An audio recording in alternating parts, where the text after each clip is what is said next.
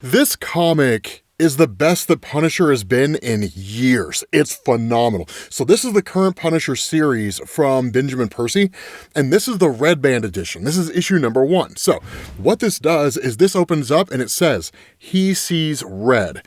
Red, the color of pain, is all he knows.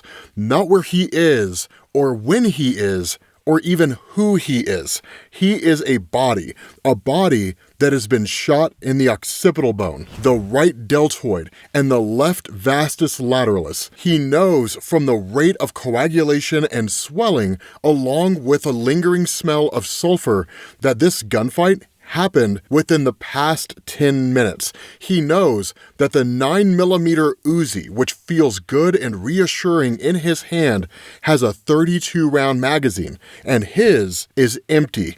All of this he knows, but not his name. And that's a crazy way to intro a Punisher comic. Like, it's just one of the coolest intros to the Punisher comic ever. So it says, these people are dead, and he is not, but their bodies mean no more to him than fish in a hold. He's lost more than a liter of blood, and he can feel his heart struggling in his fingertips and behind his eyes. The boat is burning, and his lungs are choked with smoke. He should not linger, but he needs to understand why he's here. At a glance, he guesses the boat carries 500-pound bags of fentanyl powder.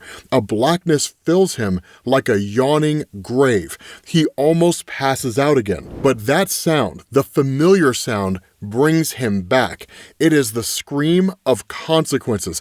Cops are showing up on the scene here. Right, they're showing up in boats, and he says what he does next is no different than yanking a hand away from a hot stove. It's pure instinct. It's what he was built to do. Their spotlights shatter, their holes splinter. He doesn't aim to kill. He opens fire on the cops. Right? Frank Castle opens fire on the cops. And yes, he's done that before. It's not new for Frank, but like, wow, right? Because he says they do, right? They fire to kill back at him. So he runs, not because he's afraid, but because he cannot be captured or killed. He does not value his own life. The only thing that matters is the work he must do, the work of the blade and the bullet. He lives so others may die. That's one of the coldest lines. You guys see what I'm saying, right? Like, this comic is amazing. Like, it's so phenomenal right now. The writing, the art, the whole 9 yards. And so at that point, we switch over to a Catholic church. It's reminiscent of the Slaver's Arc from Punisher Max by Garth Ennis. And if you're not familiar with what that means, we'll talk about that here in a minute, because you'll see the similarities. What ends up happening is this priest goes to the confession room, and he says, how long has it been since your last confession? And this voice says, let's just say I'm new to this, but I've become deeply invested in the notion of sin. That's what I'm here to talk to you about, Father, sin, and the complicated struggle to rectify it with forgiveness and punishment. But let's not talk about me, let's talk about you, Father O'Connor. And he says, please reach beneath your bench. And initially the father's just like, who is this, right? Who are you? But the person says again, beneath the bench, Father, please.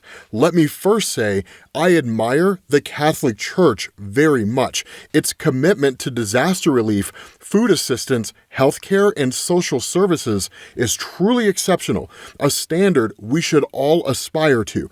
Unfortunately, whenever you're dealing with vulnerable populations, there's always someone lurking about who hopes to prey on them. And that certain someone is you, Father O'Connor. For the past 20 years, you've been using your position within international charities to traffic men, women, and children into this fair city, my city. So you see, Father, I'm not here to atone for my sins. You are. And it turns out it's the Kingpin. It's Wilson Fisk, right? And he says, I've already delivered a portfolio of evidence to both the diocese and the NYPD.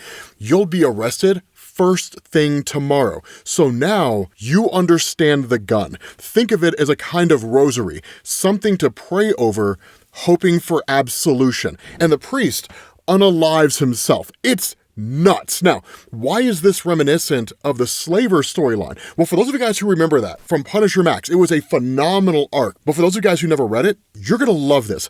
The idea behind Slavers is that there was essentially a hardcore, old school Eastern European guy who was quite literally running a slave trade out of New York City. He was basically answering to like these more powerful people that were operating within Eastern Europe proper. And so Frank Castle takes out the guy's son, he takes out the woman who's basically helping the guy run the whole thing, right? Like breaking women's minds and their spirits and so on. He literally like slams her face into a window. The son he kills by just cutting open his guts.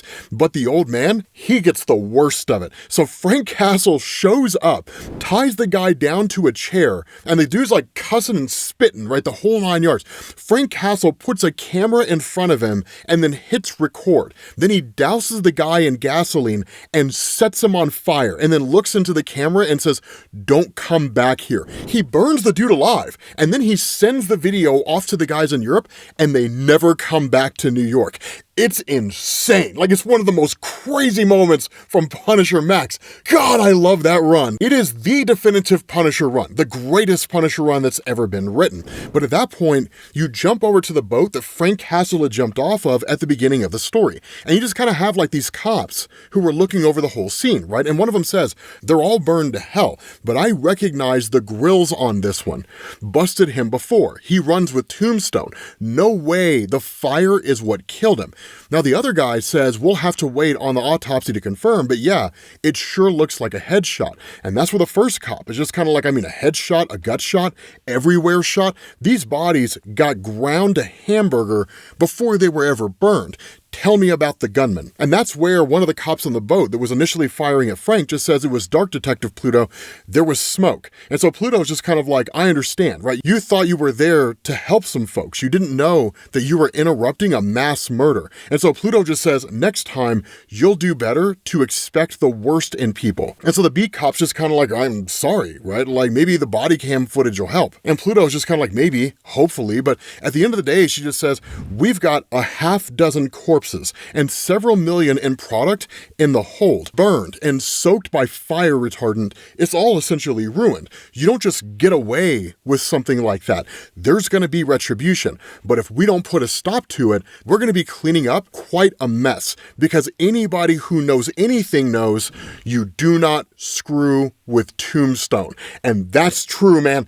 Tombstone is hardcore. And I'm going to tell you guys right now, man, if you've never loved Tombstone in your life, you are going to love him now. Because what happens is he just addresses this room full of guys that he has strung up on meat hooks. And he just says, "I want to make something perfectly clear. You are not getting out of here alive. The best I can offer you is a quick death, which is better than the alternative." And he brandishes a meat cleaver with brass knuckles built in. And he says, "I take you apart piece by piece. There are 5 of you, from 5 of the gangs most likely to screw with me.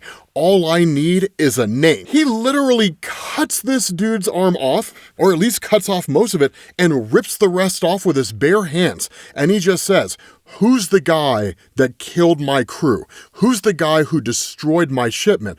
Who's the guy making a move?" My God, Tombstone is phenomenal. And so at that point, you switch over to Brooklyn, right, with this old lady and her dog who's just running along the beach, or at least the dog is, right? Dog takes off, and it comes across the body of Frank. And initially, she thinks he's dead, right? She's like, "Rocco, get away from him," and then realizes he's alive. The guy starts puking his guts up, right? So clearly, he's basically awake. But in realizing that he's not dead, she's just like, "Let me call you somebody, right? Somebody who can help. Let me call the cops or 911 or whatever it is, right? You need a hospital." And Frank just takes her phone, right? Crushes it and just says, "No hospital and no phone. Take me to your house now." And so at that point, when they get to this just rundown little spot over in Brooklyn, right, this little old home with this little old lady, Frank just says, "Tweezers, lighter, needle, and thread." And it's like, hurry, right? Get it to me as fast as you can. And where she brings all the stuff that he needs, she actually starts asking questions, right? This isn't the first time that you've been hurt. Are you a bad person? Should I be afraid of you? And then she just kind of corrects herself. She's like, you know what?